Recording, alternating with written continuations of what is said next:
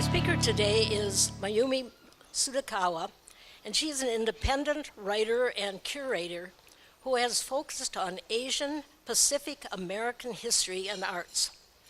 She received her MA in Communications and her BA in East Asian Studies at the University of Washington. She resides in Seattle and is a presenter for Humanities Washington.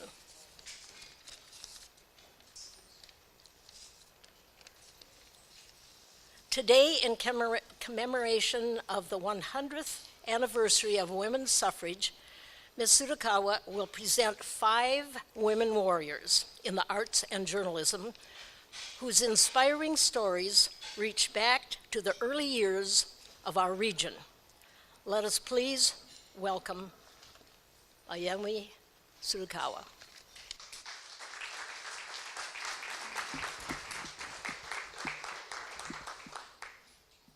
Thank you so much. This is a great crowd. It's great to have lunch first and then very convivial. I would like to thank Humanities Washington for bringing me here. This is the beginning of my 3rd year as a speaker, and it's been so much fun traveling to every part of the state. I was in Colville just a couple of weeks ago, and of course there was a snowstorm coming back. And I've been to every part of the Olympic Peninsula, and it's just wonderful to be in every part of the state. So you'll notice that I have a few questions up there because the humanities people always like us to get the audience thinking. So by the end of the talk, you all are going to answer those questions. And I would be remiss if I didn't mention that this program and Humanities Washington are supported by the National Endowment for the Humanities, a very important government agency, which under the current administration is under fire and is in jeopardy of being unfunded or defunded. So I urge you to reach your congresspeople, senators and representatives, and tell them to support the National Endowment for the Humanities. And while you're at it, you could ask them to support the National Endowment for the Arts as well. 2 very important agencies.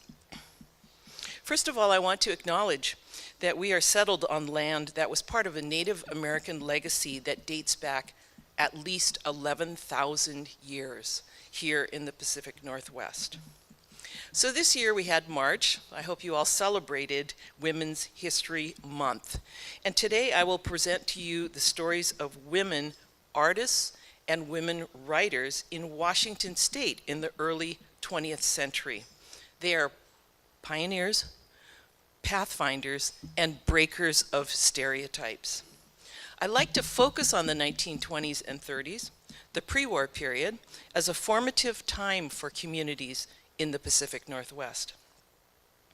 And I want to encourage a comparison of the political forces affecting women while sharing stories between cultural communities and recognition of women's lives across generations. In the humanities, we like to use historical records to study people's lives and accomplishments. The influences on these women's lives were many. The arc of history, world wars, control by patriarchal institutions, the church and the state, the family structure itself, conflicting points of view of foreign-born parents and their American-born offspring. And these resulted in the control on the right to vote, the right to work outside the home, to marry whom one wanted to divorce and remarry, or to not marry at all. 100 years ago, it was daring and even dangerous for women to speak out, to publish their writing and photographs, and to examine gender discrimination and to work outside the home for their own income.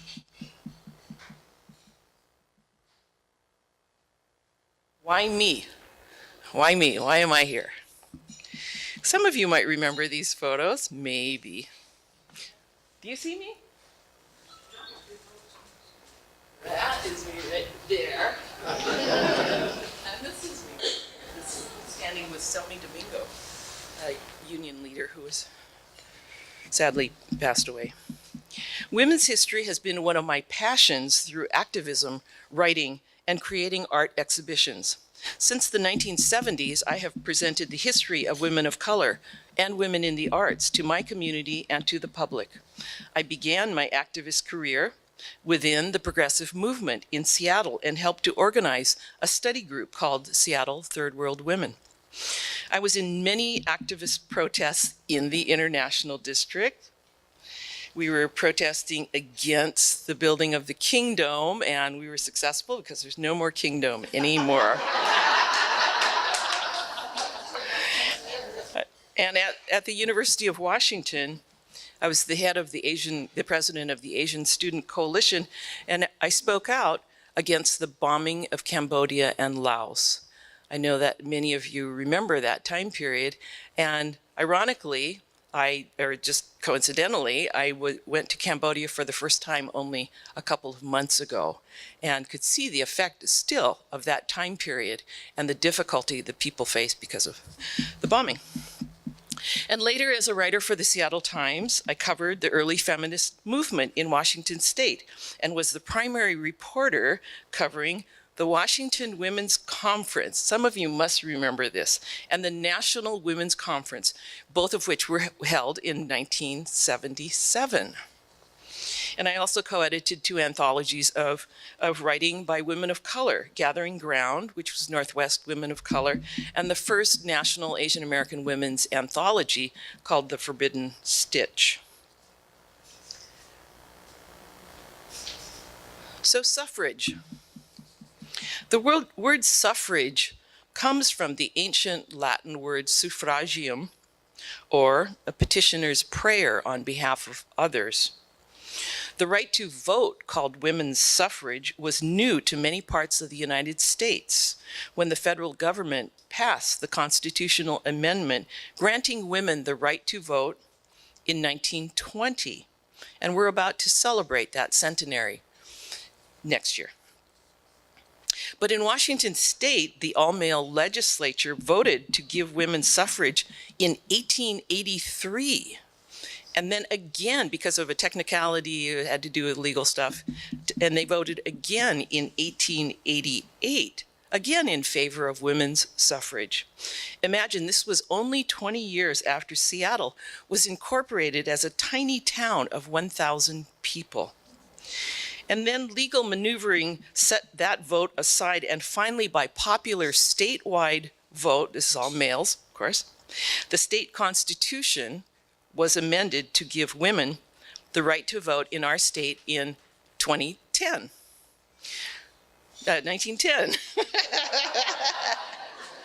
1910, but that was still 10 years before the national vote.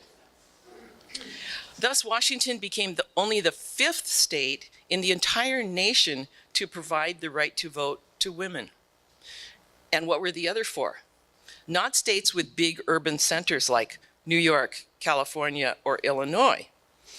They were Colorado, Idaho, Utah, and Wyoming. Why those states? That'll be one of your questions at the end. And every step along the way, there were political battles inspired by national women's suffrage speakers like Susan B. Anthony, who spoke here in the Northwest in 1871, and with committees of women like yourselves, hearings, lobbying, leaflets, marches, and these are all the same things that we do today for political change. What is feminism? The notion of feminism is a key building block in raising women to achieve these steps of change, like the right to vote. Feminism is a whole range of political movements, ideologies, and social movements that share a common goal. And that goal is to define and achieve political, economic, and personal equality of sexes. This includes seeking to establish educational and professional opportunities for women that are equal to those of men.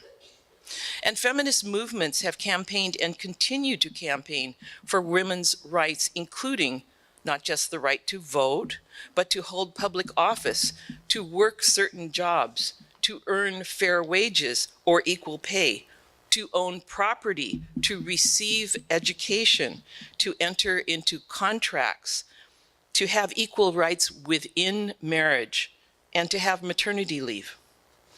Feminists have also worked to ensure access to legal abortion, to protect women and girls from rape, sexual harassment, and domestic violence, and changes in dress and acceptable physical activities such as sports often have been part of feminist movements. Who? Today I'd like to present to you the lives of diverse Washington pioneer women of that pre-war period 100 years ago. And then you will decide if their interesting lives and achievements amount to feminist acts. They are Imogene Cunningham, a noted photographer and chemist; Priscilla Chong-Ju, an artist and a shop owner; Vai Hilbert, a Native American language preservationist; Louise Strong, a pro-communist journalist; and Ruby Bishop, a jazz singer and pianist from Rochester. We have a representative here from Rochester, so I had to say that.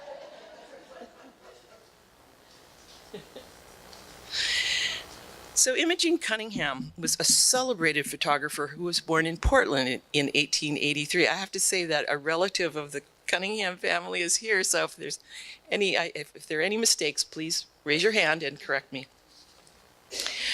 She was born in Portland in 1883, and she was the fifth of 10 children. She grew up in Seattle, and in 1901, at the age of 18, Cunningham bought her first camera, a 4x5-inch view camera. She entered the University of Washington, which had been founded only 40 years before, and with the help of her chemistry professor, she began to study the chemistry behind photography. And she subsidized her tuition by photographing plants for the botany department.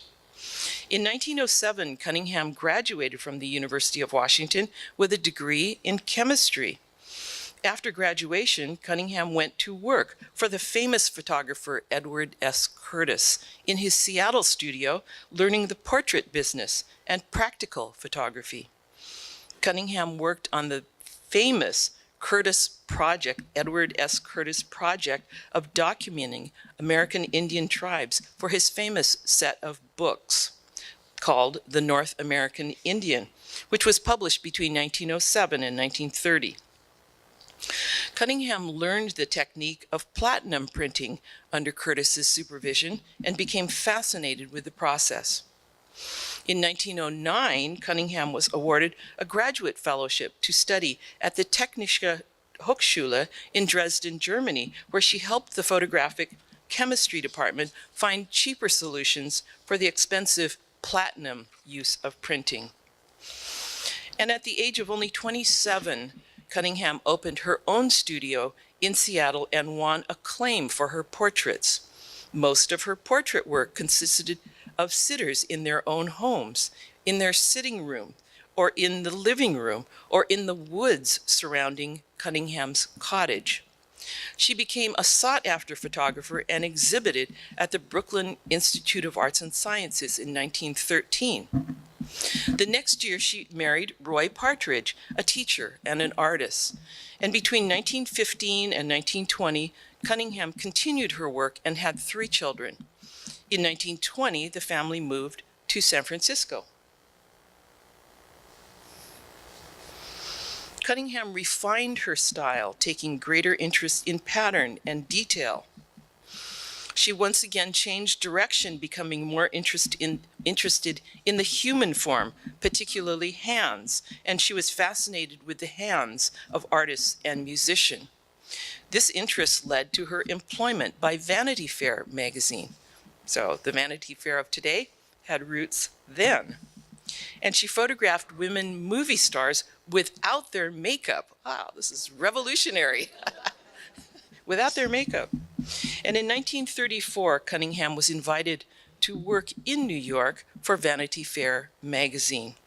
Her husband wanted her to wait until he could travel with her, but she refused, and they were divorced that year so that she could go to New York.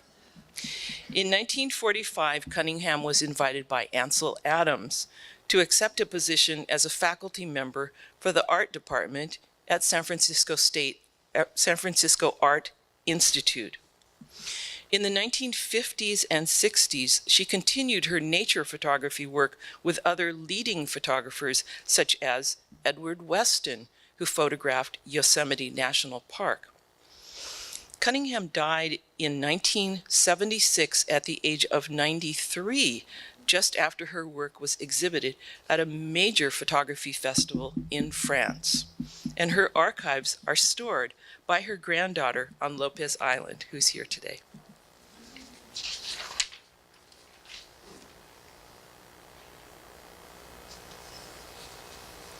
Priscilla Chong-Ju. Priscilla was a fiber artist and a gallery shop owner. Priscilla Wong, which was her name then, was born in 1916 on the Kitsap Peninsula in the town of Fragaria. Does anybody know Fragaria? The town is still there. And Fragaria is actually the Latin name for strawberry. She was the fifth of six children, or actually daughters, 6 daughters. And her parents had no idea of English names, so their oldest daughter asked their school teacher for a name, and thus came Priscilla. Kitsap Peninsula. I found that photo of the kids on the horse recently. I think it's really exciting. Her father was a Baptist minister from the Guangdong region of South China and a very early Chinese convert to the Baptist faith. The family came to Seattle in 1909, right at the same time as the Alaska Yukon Pacific Exposition, a very large, fancily constructed international fair on the University of Washington campus. Priscilla's mother, the daughter of a dry goods shop owner in China, was quite the entrepreneur, and seeing all these potential customers at the exposition, she decided to open her own shop in downtown Seattle, bringing over fine embroidered clothing and gift items from China. By 1931, the family opened another shop with Chinese goods as part of the Western Washington Fair in Puyallup, and Priscilla ran it all by herself for 30 years. The family also managed a Chinese gift shop as part of the Seattle World's Fair in 1962. She says her mother did not speak much English, but was great with customers, good-tempered and hardworking. And during the Depression, the family ate a lot of sautéed peanuts and lettuce over rice. She said we could buy 5 heads of lettuce for a dime at the end of the day, but after that I could never eat cooked lettuce again.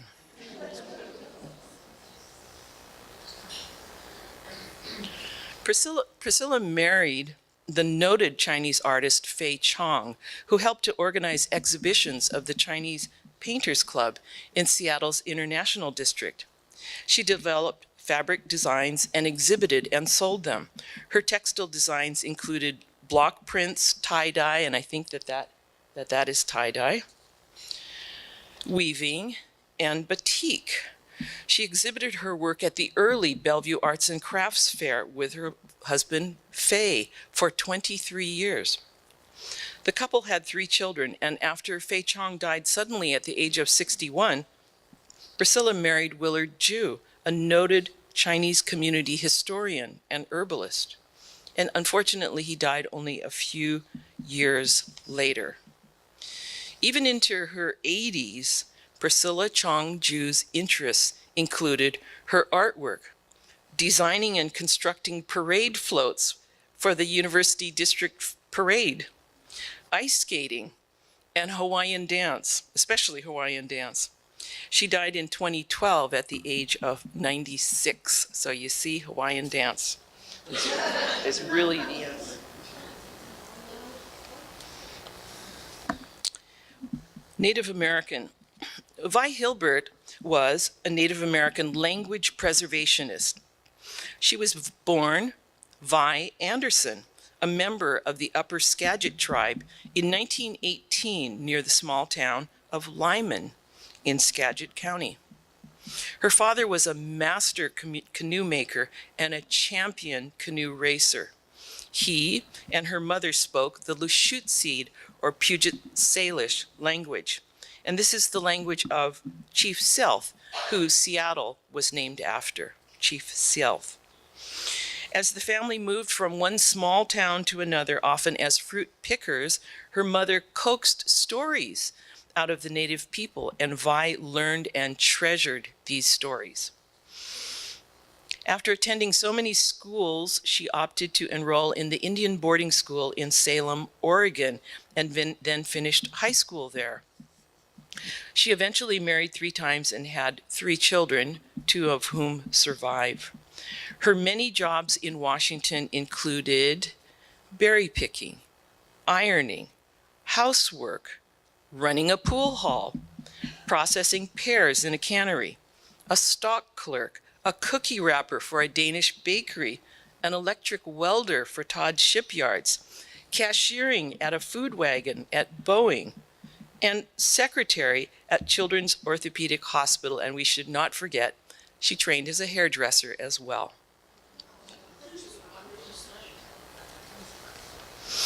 In 1967, she met and agreed to help the linguist Thomas Hess transcribe and translate the early Lushootseed recordings of elders. So she had only known the language as an oral language.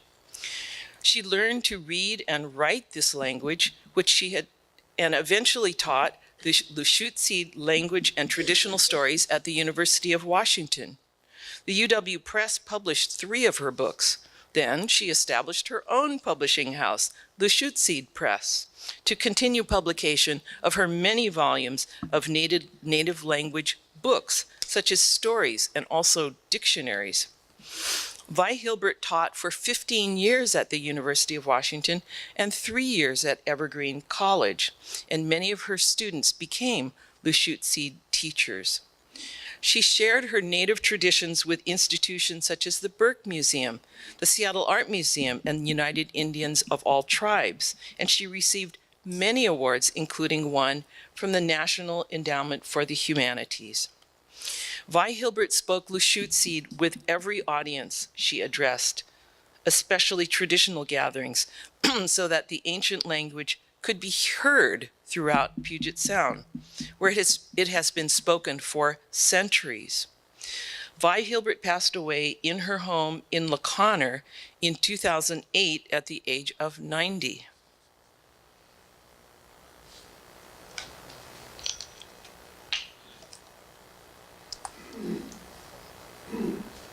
Anna Louise Strong. If you don't know that name, you really, really should know that name. Anna Louise Strong is one of the most notable radical women journalists in the history of the United States. She was born in Nebraska in 1885, the daughter of middle-class liberals who were active in missionary work and the Congregational Church. A gifted child, she raced through public school and then studied languages in Europe. She graduated from Bryn Mawr College and did graduate work at Oberlin.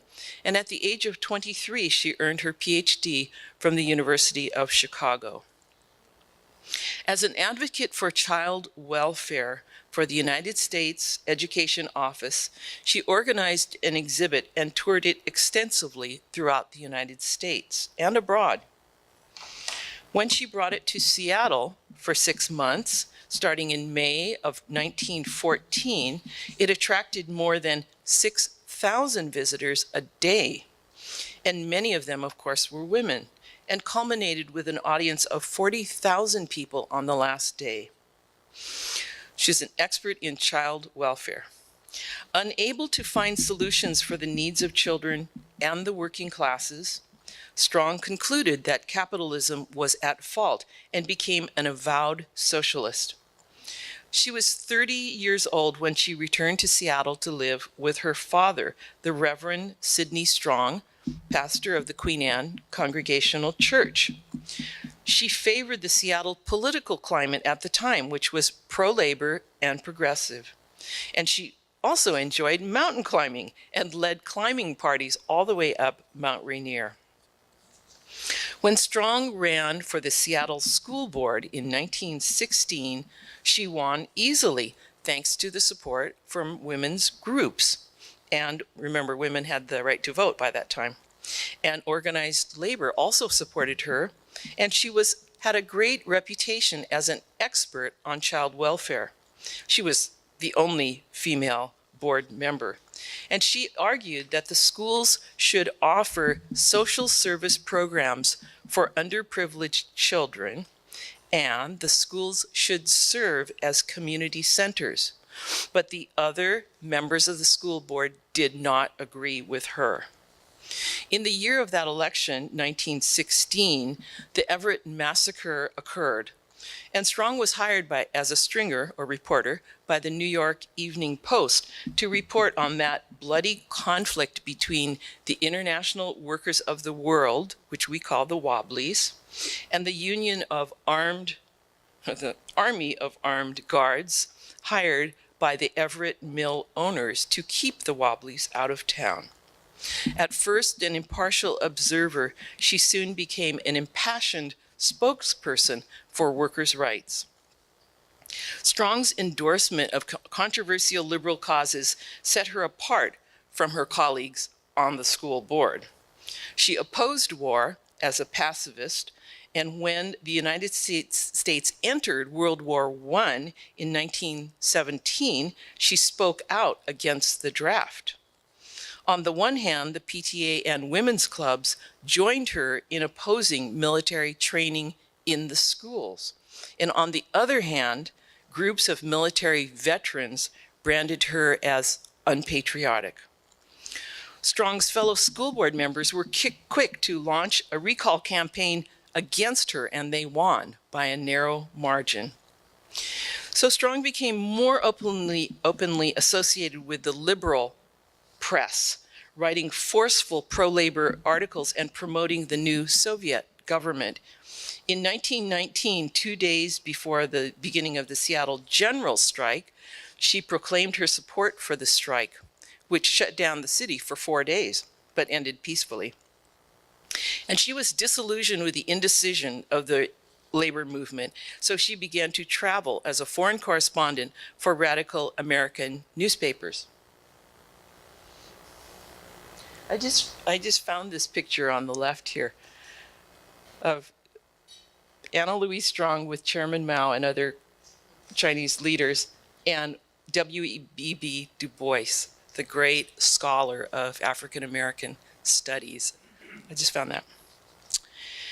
In the late 1920s and into the early 30s, Strong ventured into China, parts of Asia, and throughout the Soviet Union, interviewing ordinary workers and people in the street, as well as senior Soviet leaders. She visited Spain in 1937 during the Spanish Civil War and accompanied the Soviet Red Army into Poland and Berlin in 1945 when they were victorious over the Nazis. And she visited China during the latter stages of the War of Liberation in 1949. After World War II, Strong was arrested in the United States on espionage charges. She was freed, and after another visit to the USSR, Union of Soviet Socialist Republics, which we don't say anymore, in 1955, she settled in China in 1958 at age 72, where she was one of the few Western journalists to gain the admiration of the chairman, Mao Zedong. Here's a photograph of her with Chairman Mao and the African-American scholar W.E.B. Du Bois in 1959. She died there in 1970 at the age of 85, having written more than 30 books based on her journalistic work. Let's tickle some ivories now. Please welcome local jazz legend Ruby Bishop.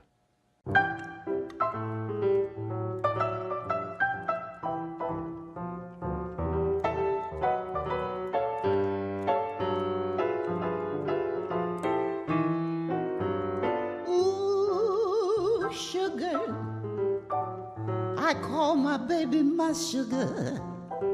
I never maybe my sugar, because my baby is so confectionery funny. I never plead for his money, and when I feed him one, honey, he's the best in his line. I'd make 1,000,000 trips to his lips if I was a king, for he's sweeter than any candy to me. He's granulated sugar.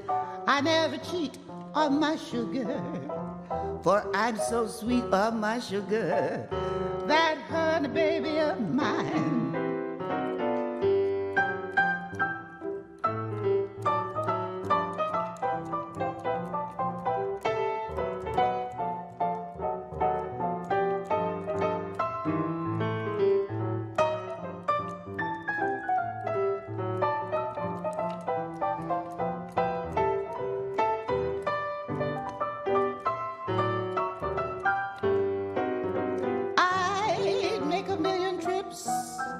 To his lips if I was a queen, for he's sweeter than any candy can be.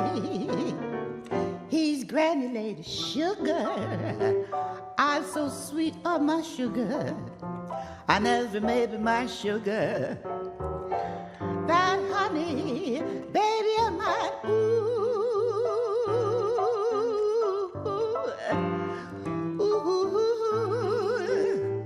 That honey, baby of mine. Oh, he's so sweet.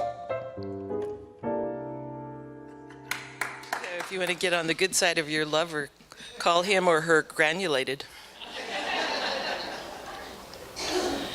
Ruby Bishop, the legendary Seattle jazz singer and pianist, was born as Ruby Cogwell in 1919 in the town of Rochester in Thurston County, among many other black pioneer families, like Mr. Neal's. She was the 8th child, and she worked on the family farm. But she was dancing for county fairs by the age of 5, and she was mostly self-taught on the piano, and in fact, she led the Centralia Buccaneers band at the age of 12. After graduating from high school, her parents wanted her to go to the University of Washington, where they hoped that she would become a pharmacist. Within a year, she left the university to start her own music career. Settling in Seattle in the 1930s, Bishop played solo gigs at many of Seattle's well-known jazz venues. One of her big influences was the piano player Fats Waller, who invented the stride piano, which was a kind of ragtime style, as you heard in this piece. Because of restrictions imposed by the White Musicians Union, black performers were limited to the south part of town around Jackson Street. This restricted area was where the touring jazz greats could stay, perform, and hang out. And over the years, Bishop befriended and hosted many of these performers who looked forward to both her music and her home-cooked meal. These greats included Duke Ellington, Cab Calloway, and especially Louis Armstrong, whom she often escorted about town when he played in Seattle. Although she didn't become a pharmacist, she married a druggist, Alex Bishop, who I actually knew. He was in the International District. His drugstore was in the International District. And during World War II, like many women in her era, she became a Boeing B-17 mechanic and draftsman. After the war, she learned stenotyping. Okay, you younger people do not know what stenotyping is. It's a type of concentrated typing for court reporting. So she wanted to become a court reporter. And then she studied to be a beautician. She held many different jobs to support the family. However, she always looked at her nighttime music career as her main profession. Over time, others recognized her musical ability. By the time she was in her 50s, Bishop had achieved enough prominence to be recruited by the U.S. Army to entertain GI troops in Korea and Vietnam. By this point, she had also performed before audiences in London, Paris, and Stockholm. Despite that success, Bishop always viewed Seattle as her home. And by the mid-1970s, both national and international travel became less frequent. After her first husband died, Ruby Bishop married a second time at the age of 82. I think he also didn't live too much longer. There's a theme here. I'm not sure how many children she had, but she does have 8 grandchildren. They actually live near our house in Seattle. After that husband died, she returned to performing regularly at Vito's Lounge on Madison in Seattle, earning a spot in the Seattle Jazz Hall of Fame in 2016, and she will be 100 years old this year. Music and Hawaiian dance. So, here are your questions. What did it mean to be a feminist 100 years ago, and what does it mean now? What barriers for women still exist? It's impossible to decide on a single definition for feminism because a woman's struggle to find a place in the world is rooted in and reflective of her own cultural experience.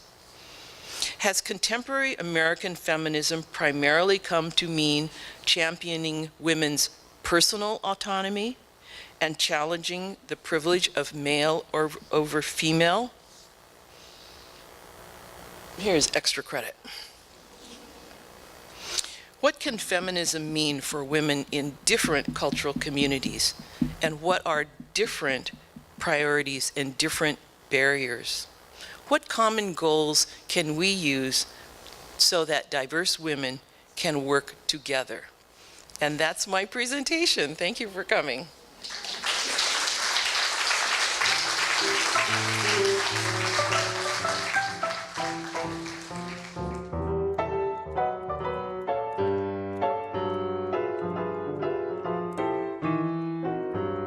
Ooh, sugar, I call my baby my sugar. I never maybe my sugar, because my baby is so confectionery funny. I never plead for his money.